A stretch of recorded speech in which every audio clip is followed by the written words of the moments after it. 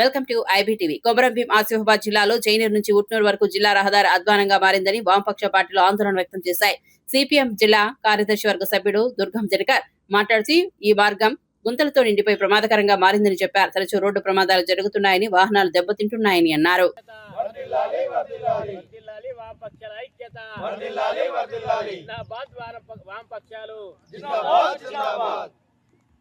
నుండి ఆదిలాబాద్ కి ఒక కార్యక్రమానికి వెళ్లే క్రమంలో ఆసిఫాబాద్ నుండి ఆదిలాబాద్ వరకు అంటే సుమారుగా ఉట్నూరు రోడ్ వరకు రోడ్ అంతా చాలా గుంతలమయమై చాలా అధ్వాన పరిస్థితి నెలకొన్నది. ఇప్పటికే చాలామంది అంటే వాహనాలు కూడా చెడిపోయినటువంటి పరిస్థితి, ద్విచక్ర వాహనదారులు కూడా కొన్ని ప్రమాదాలు కూడా జరిగినటువంటి పరిస్థితి. కావున ఈ రోడ్డుకు వెంటనే మరమ్మతులు చేసి ప్రజల ప్రాణాలు కాపాడే విధంగా జిల్లా అధికారులు కానీ జిల్లా ప్రజాప్రతినిధులు కానీ చర్యలు తీసుకోవాలని మేము ముఖ్యంగా డిమాండ్ చేస్తున్నాం.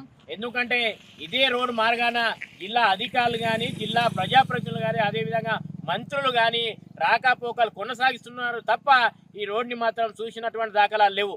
జిల్లా మంత్రో ఏదైనా విఐపి వచ్చినప్పుడు తాత్కాలికంగా మట్టి వేసి ఉసుక వేసి ఆ పూడికలు అప్పటి మందము పూడుస్తాను తప్ప ఈ రోడ్డుకి శాశ్వతమైన పరిష్కారం ఇప్పటి వరకు చూపెట్టలేదు.